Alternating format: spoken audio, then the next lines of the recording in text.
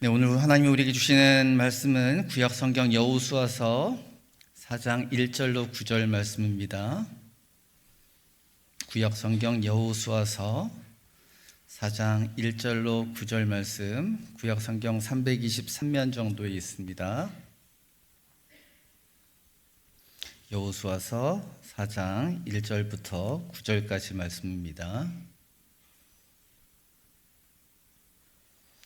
다 찾으셨으면 한 절씩 교독하겠습니다. 그 모든 백성이 요단을 건너가기를 마침에 여호와께서 여호수아에게 말씀하여 이르시되 그들에게 명령하여 이르기를 요단 가운데 제사장들의 발이 굳게 선 그곳에서 돌 12를 택하여 그것을 가져다가 오늘 밤 너희가 유숙할 그곳에 두게 하라 하시니라.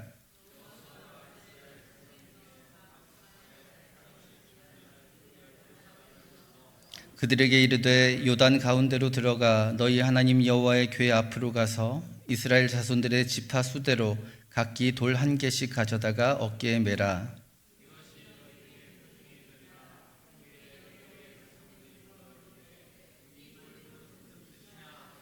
그들에게 이르기를 요단물이 여호와의 언약궤 앞에서 끊어졌나니 곧 언약궤가 요단을 건널 때에 요단물이 끊어졌으므로 이 돌들이 이스라엘 자손에게 영원히 기념이 되리라 하라 하니라.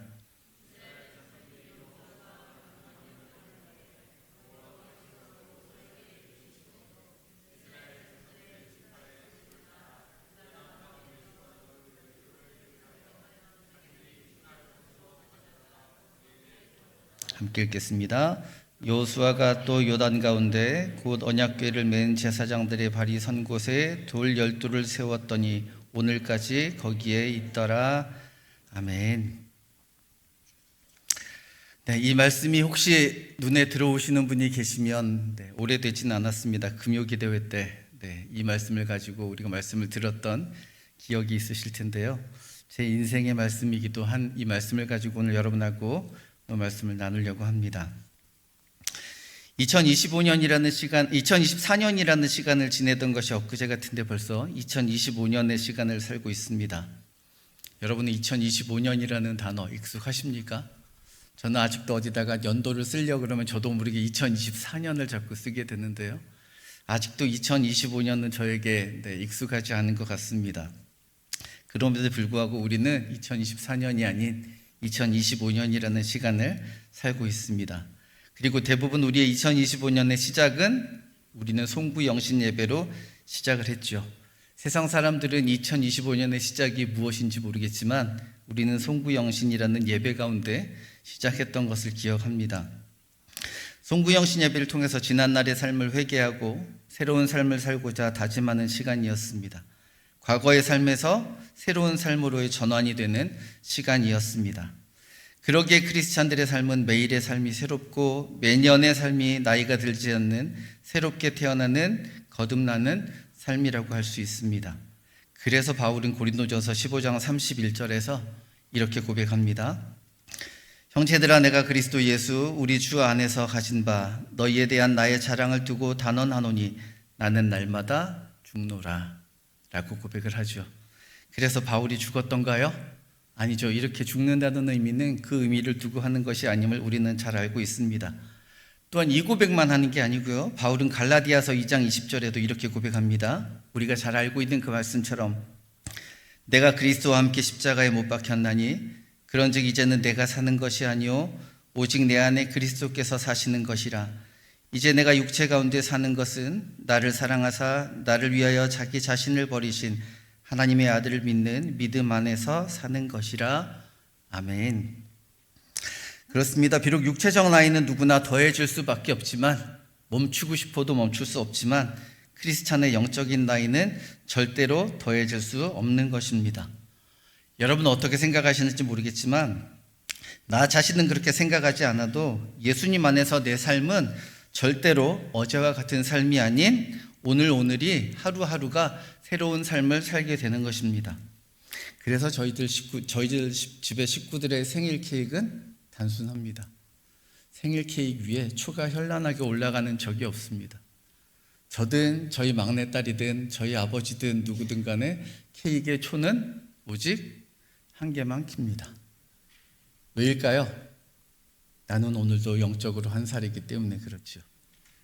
제가 그걸 저희 아버지에게 말씀드렸어요. 기억하기 힘들어서 그런 게 아니라 초를 세기 힘들어서 그런 게 아니고 우리 식구들은 그랬으면 좋겠습니다.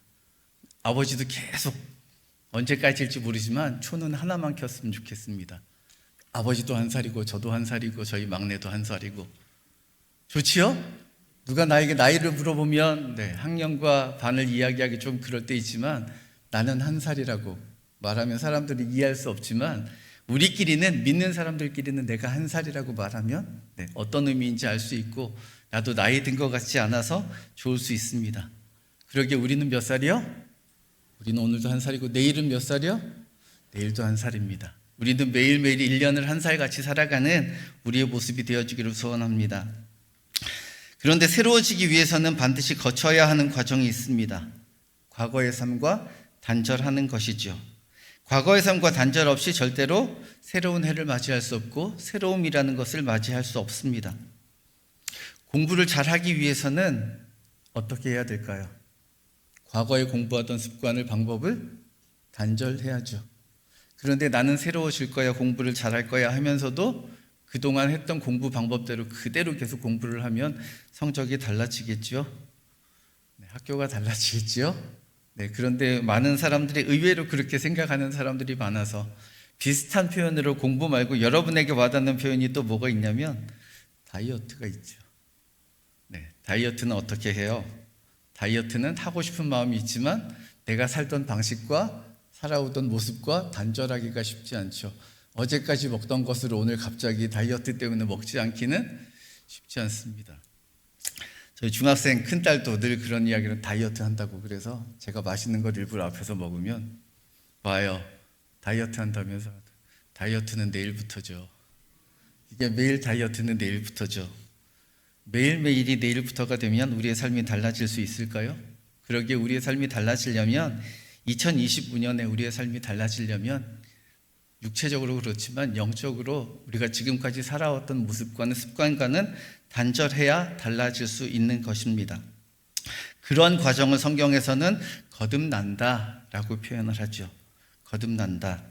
요한복음 3장 3절에서 예수님은 니고데모와의 대화에서 이렇게 말씀하십니다. 예수께서 대답하여 이르시되 진실로 진실로 내게 이르노니 사람이 거듭나지 아니하면 하나님의 나라를 볼 수 없느니라 라고 말씀하십니다. 거듭으로 번역된 헬라어 아노덴이라는 것은 위로부터, 처음부터, 새로, 다시 높은 곳에서부터 새롭게라는 의미를 가지고 있습니다. 위로가 어디로부터일까요? 지금 우리가 3층에 있으니까 4층부터일까요? 위로부터가 어디를 이야기하는 것일까요? 높은 곳, 하나님의 나라로부터. 하나님의 나라로부터 시작되어야 우리가 거듭날 수 있고 새로워질 수 있다고 말을 하는 것입니다. 단순히 이 땅의 육체적인 의미가 아니고 하나님 나라의 가치관, 그 가치관으로 변하고 바뀌는 것을 말하는 것이지요. 해가 바뀌었다고 삶이 변하는 것이 아닌 것처럼 성도의 삶은 세상과는 다르게 영적으로 거듭남이 있어져도 되고 없어져도 되는 게 아니고 반드시 있어져야 달라질 수 있는 것입니다. 그래서 예수님은 그 방법을 요한복음 3장 5절에서 말씀하십니다. 예수께서 대답하시되 진실로 진실로 내게 이르노니 사람이 물과 성령으로 나지 아니하면 하나님의 나라에 들어갈 수 없느니라. 아멘. 달라지는 목표가, 방법이 세상과는 다르죠. 물과 성령으로 바뀌는 것. 물은 우리가 잘 알고 있는 물인데 성령은 무엇일까요? 여러분 성령 받으셨습니까? 성령 받으셨습니까? 대답. 성령은 우리가 다 받아야 되는 건데요. 누가 주세요? 하나님이 주세요. 그리고 예수님이 약속하신 것이잖아요. 하나님이 내 안에 계신다면 누가 내 안에 계시는 거예요? 성령이 내 안에 계시는 거죠. 그러면 나는 성령을 받았지요. 그런데 우리는 자꾸 성령 받았다 하면 내 안에 어떤 놀라운 기적이 있거나 은사가 있거나 체험이 있거나 그래야 나는 성령 받았다고 생각하지만 우리는 하나님으로 인해서 이미 성령을 받은 사람들입니다. 그러기에 물과 성령으로 우리는 새로워질 수 있는 존재임을 잊지 마시고 우리가 물과 성령으로 날마다 새롭게 거듭나는 우리의 삶이 되어지기를 소원합니다. 그래서 세례를 받는 사람들은 교육과 훈련을 통해서 영적인 죽음을 준비하는 것이죠. 물과 성령은 세례를 의미하죠. 세례를 받는 사람은 그냥 당하는 것이 아니고 준비하지요. 세상에 많은 일들은 당하는 일도 있지만 준비하는 일이 더 중요합니다. 그런 것처럼 세상적으로도 준비하는 것이 중요할지인데 세례는 우리가 반드시 준비함으로 받는 것입니다. 그래서 준비하는 기간 동안 교육받고 훈련을 받으면서 영적으로 내 영적인 죽음을 준비하고 새롭게 태어나는 것을 경험하는 시간이죠. 그래서 오늘 본문 말씀 여호수아서 4장 말씀은 우리가 잘 아는 대로 출애굽한 이스라엘 백성들이 홍해를 건넌 이후로 또다시 물을 건너는 모습이 기록되고 있습니다. 여러분 금요기도회 때 말씀을 기억하시면 요단강을 건너는 것이 또 어떤 의미라고 이야기를 하죠. 이 말씀이 무엇을 의미한다? 요단강을 건너간다는 것은 세례를 의미한다 라는 말씀도 했던 것처럼 홍해를 건넌 이후에 이스라엘 백성들이 또 요단강이라는 물을 건너는 모습이 기록되고 있습니다. 물을 건넌다는 것, 강을 건넌다는 것, 바다를 건넌다는 것, 여러분에게 어떤 의미로 다가오십니까? 그냥 성경에 있으니까 건넜나 보다. 여러분에게 어떤 의미로 다가오시는지 잘 모르겠지만 저에게는 이 물을 건넌다는 것이 좀 특별한 의미로 다가옵니다. 어떤 사람에게는 별일이 아닐 수 있지만 또 어떤 사람에게는 공포스러운 일일 수 있습니다. 왜요? 잘못하면 사고도 발생할 수 있고 그냥 사고가 발생하는 게 아니고 물에서 사고가 발생하면 어떻게 되죠? 세상적인 말로는 죽고요. 우리가 믿음적인 신앙적인 말로 하면 하나님을 만날 수 있게 빨리 만날 수 있게 되는 것이죠. 그래서 내가 하나님을 빨리 만날 수 있기에 너무 기쁘다라고 하시는 분은 물 가운데 준비 없이 들어가시면 됩니다. 그런데 물을 건넌다는 것은 그러기에 정말 중요하고 조심스러운 것이라서 세상에는 수영장 들어가기 전에 꼭 뭘 하라고 말하죠. 준비 운동을 해라. 왜요? 사고 나기 때문에 그렇습니다. 안 하는 사람들이 그렇게 만만하게 보는 그 수영장 그 물, 어떤 사람은 그 물에 들어갔다가 놀러 온 것인데 즐기러 온 것인데 즐기는 것이 아니고 그날이 그 시간이 인생의 마지막이 될 수도 있다는 것을 모르는 사람들이기 때문에 그렇습니다. 여러분 가운데 수영을 잘 하시는 분들도 계시겠지만 저는 수영을 못합니다. 그리고 의도치 않게 어린 시절부터 여러 번 강이나 바다에 빠져서 죽을 뻔한 경험도 가지고 있습니다. 이상하게 저는 모태신앙이라서 어릴 때부터 교회를 다녔으니까요. 아동부, 중고등부 시절에 작은 교회라서 그런지 수련회를 가면 시골로도 가요. 그러면 여름이니까 꼭 물놀이를 해야 되기 때문에 물이 있는 곳을 찾습니다. 그리고 저를 어디를 믿으시는지 그 물속으로 저를 집어넣어요. 조금만 더 들어가 봐. 여기까지 와요, 수심이. 조금만 더 들어가 봐. 여기까지 와요. 그만 들어가도 될 것 같은데 조금만 더 들어가 봐. 그러니까 거의 여기까지 들어갑니다. 됐어, 나와. 이런. 얼마나 무서웠겠어요, 저는. 제 어린 시절에 그런 경험이 있는데도 불구하고 심지어 사역 가운데 남한강이랑 강물 속에서 사역하다가 저체온증으로 119의 구조를 받아서 죽음의 고비를 넘겨본 적도 있습니다. 여러분이 보시는 한강은 어떤 곳인지 모르시겠지만 저는 한강을 너무너무 싫어합니다. 한강 위에 뭐가 있죠? 상류에 남한강이 있습니다. 남한강과 북한강이 합쳐져서 한강으로 흘러오죠. 저는 남한강이 너무너무 싫습니다. 어떤 교회에서 사역할 때 교회에서 후원하는 선교단체가 있었어요. 그 선교단체에서 약식으로 철인 3종 경기를 하는데 우리 교회가 후원을 해야 돼요. 그러니까 우리 교회 청년들도 몇 명을 보내야 되는데 청년들만 보낼 수 없으니까 전도사님이 같이 갔으면 좋겠습니다. 철인 3종 경기에 마라톤도 있고 사이클도 있고 마지막에 수영이 있죠. 남한강을 건너야 하는. 그래서 제가 장로님한테 말씀드렸습니다. 다른 건 어떻게라도 다 하겠는데 수영을 제가 못하는데 이걸 제가 어떻게 가겠습니까? 그냥 일단 가기만 하면 된대요. 그래서 어떻게 청년들하고 마라톤도 하고 사이클도 타고 막 양평을 한 바퀴 돌아서 저 건너편에서 이제 선착장에 발을 내딛고 앉았어요.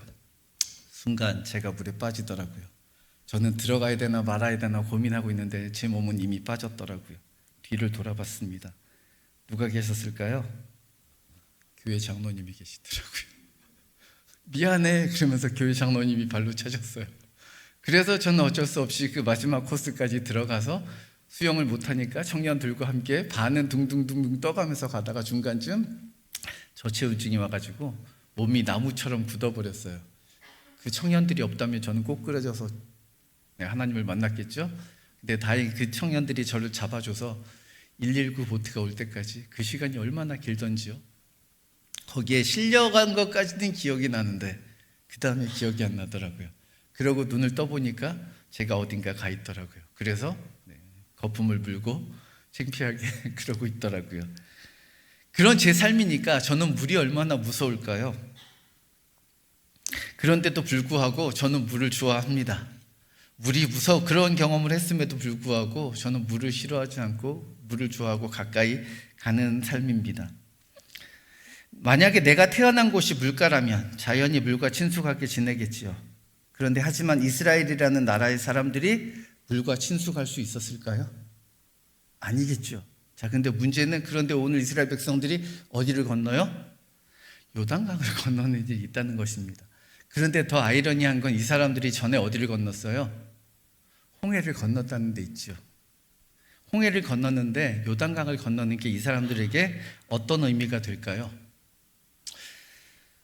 돈이 있다면 저도 빨리 성지순례를 한번 갔다 오거나 이스라엘을 가보고 싶지만 학교의 교수님도 많은 기회는 만들어 주시는데 공짜로 갈 수 없어서 참여할 수 없기에 저는 가보지 못했지만 다른 분이 여러분의 눈에 익숙하신 어떤 분들이 갔다 오신 영상이 있더라고요. 1년 전에 갔다 온 영상이 있는데요. 우리 잠깐 영상으로나마 짧게 이 요단강이 어떤 곳인지 한번 보고 가도록 하겠습니다.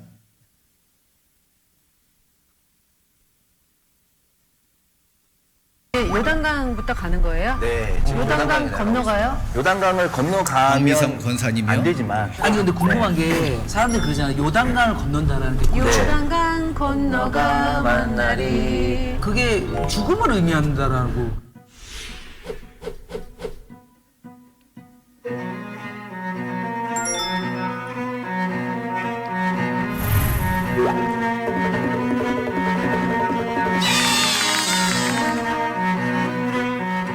그러니까 많은 사람들이 그냥 그 요단강 건너간다는 게 그냥 죽음을 맞이하는 이런 이제 의미로 많이 해석을 하지만 주님께서 그곳에서 세례도 바르시고 또한 나만 장군이 그곳에서 문둥병을 또 고치는 사건도 맞아요. 있었고 네네. 또 이스라엘 백성들이 이 요단강을 건너서 가나안 땅에 맞아요. 또 들어오기도 하고 네. 이제 그랬던 것처럼 하나님의 나라에 들어가기 위해서 정말 우리가 꼭 지나가야 되는 광야처럼 그런 게 요단강의 의미가 아닌가 생각이 들어요. 성경에 요단강이 꽤 많이 나오네요. 많이 나옵니다. 오늘 가면 침례라고 하잖아요. 그런 것도 볼 수 있겠네요. 네, 그렇죠.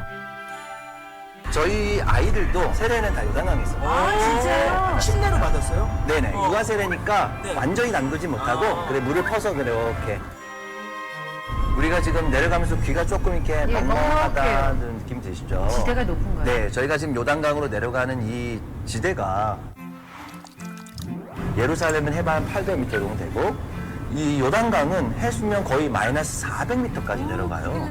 30분 정도 저희가 갈 건데 거의 고도 차이가 1200m 이상의 고도 차이가 그러니까 우리가 있는 지금 거죠. 가는 곳이 요단강이 이렇게 길지만은 네. 세례 요한이 세례를 하던 그곳인 거죠. 그렇죠. 가장 남쪽. 근데 거기가 갔었던 여리고하고 가깝더라고요. 그렇죠. 바로 여리고 붙어 있습니다. 그러니까 성경만 보면 이게 그러니까 요단강이 어디쯤 위치인가 이런 것도 잘 모르겠는데 와 보니까 알겠는 거예요. 그러니까 여러분들이 이제 오십시오를 보시면서 눈으로라도 그러니까. 한번 구호 외치고 한번 할까요? 해보시죠. 이스라엘로 오십시오 세 번 네, 외쳐야 네. 되거든요.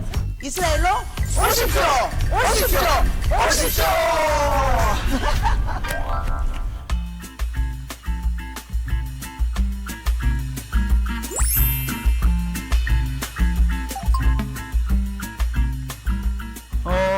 침례했나봐. 수건하고 막 갖고 온다 사람들. 아, 여긴 세례터니까. 에? 잠깐만요. 네. 이게 요단강이에요? 네. 이게 요단강입니다. 이거예요? 이거예요?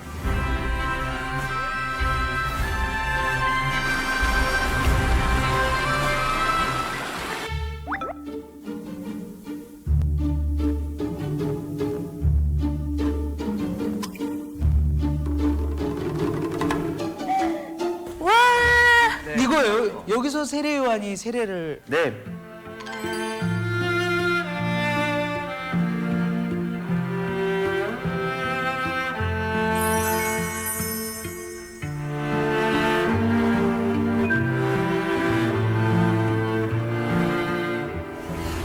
너무 솔직하면 안 되는데 너무 요단강이 네. 나아만이 안 들어갈 만했네.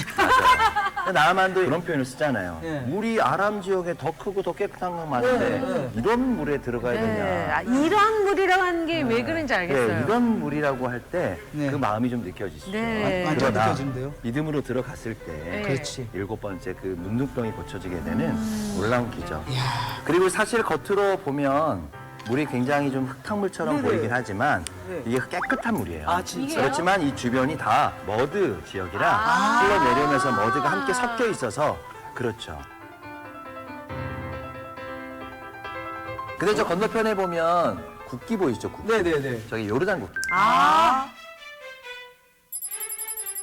실제로 여기는 이스라엘이고 건너편은 요르단 땅이죠. 잠깐만. 그럼 이스라엘 사람들이 저쪽에서 일로 넘어온 거네요? 그렇죠. 그렇지. 아, 그렇지. 그러니까 이렇게 보면 야, 뭐 이 정도가 물 갈라지는 거 뭐 어렵지 않았겠네라고 생각하지만 앞에 집사님 저 앞에 보면 워터 네, 레벨이라고. 워터 레벨이라고 써 있잖아요. 네. 2013년도 1월 13일에 저기까지 물이 찼다라고 하는 표시예요. 그러니까 갑자기 비가 내려서 그 빗물이 여기에 모이니까 그 당시에는 요 지역이 다 폐쇄될 정도로. 아. 그러니까 저 정도만 쌓여도 지금 굉장히 넓은 그렇지. 지역까지 물이 찼다는 그렇지. 거죠. 건널 수 없지. 네. 근데 이제 성경 시대에는 물도 훨씬 많았고 출애굽의 시기를 밀과 보리를 추수했던 그런 시기라고 한다면 그때가 한창 범람했을 당시였던 거죠.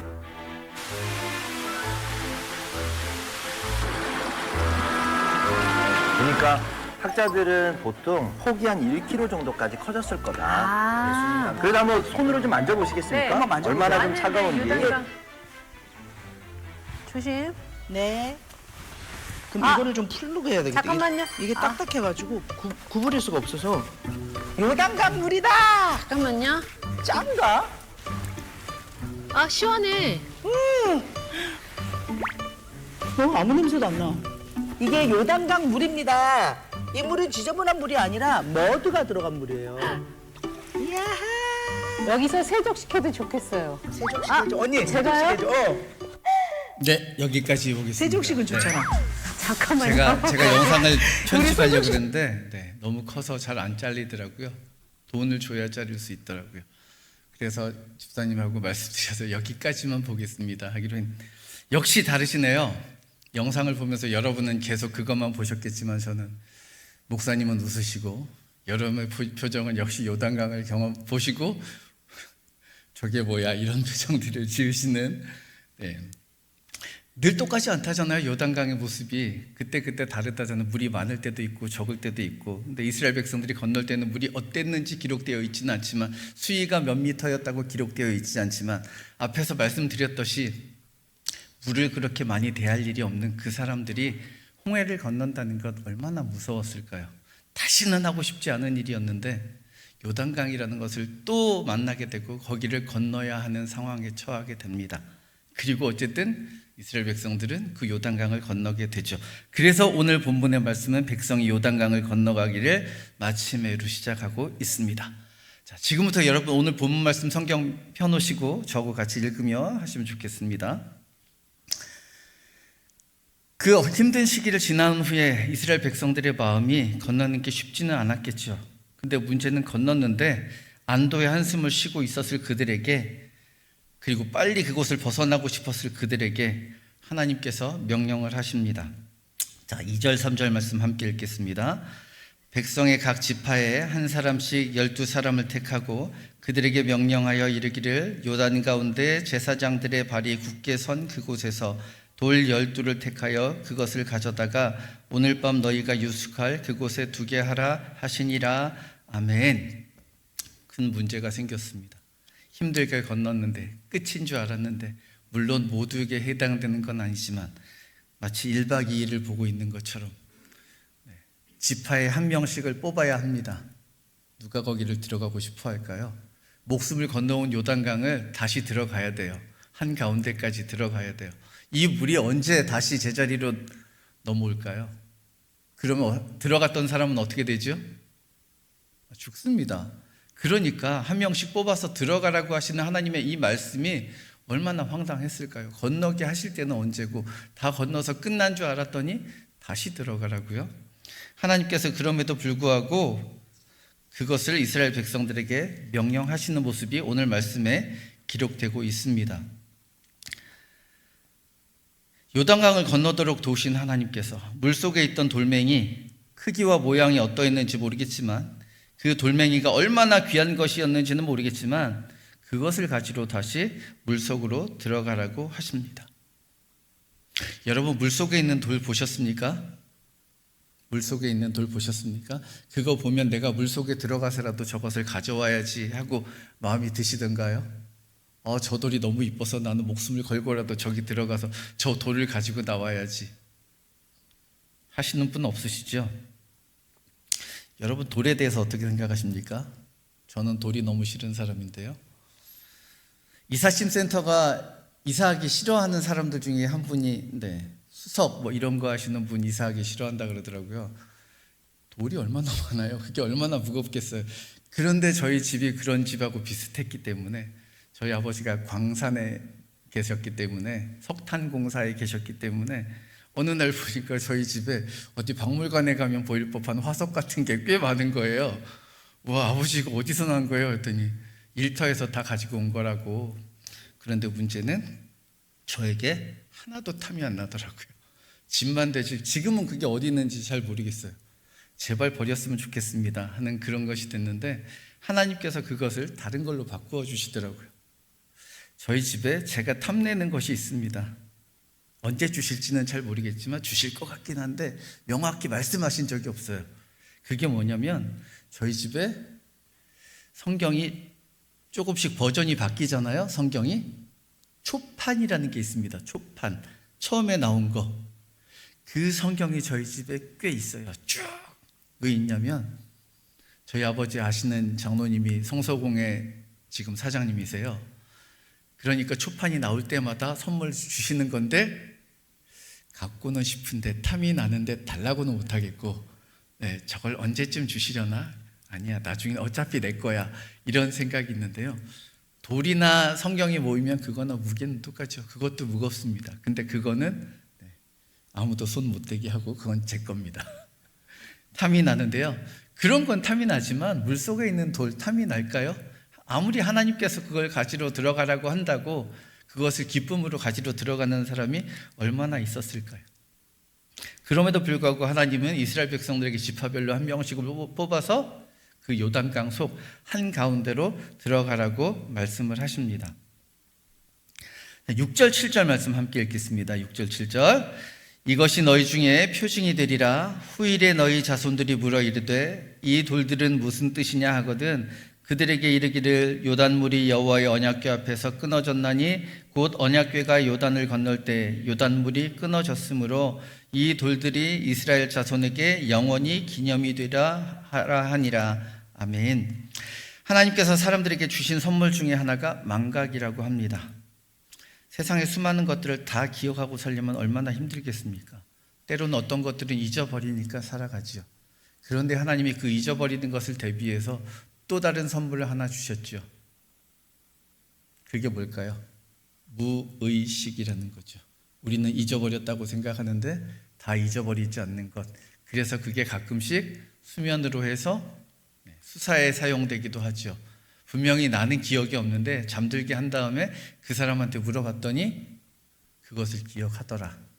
이런 것처럼 우리가 다 기억할 수는 없지만 하나님께서 기억할 수 있는 부분도 우리에게 주셨지만 그럼에도 불구하고 우리는 세상적인 것은 모르겠지만 하나님의 말씀, 하나님의 뜻을 너무 잘 잊어버리고 살아가는 것이 우리의 흠이라는 것이죠. 근데 그것은 우리만 그런 것이 아니고 이스라엘 백성들도 그러했다는 것입니다.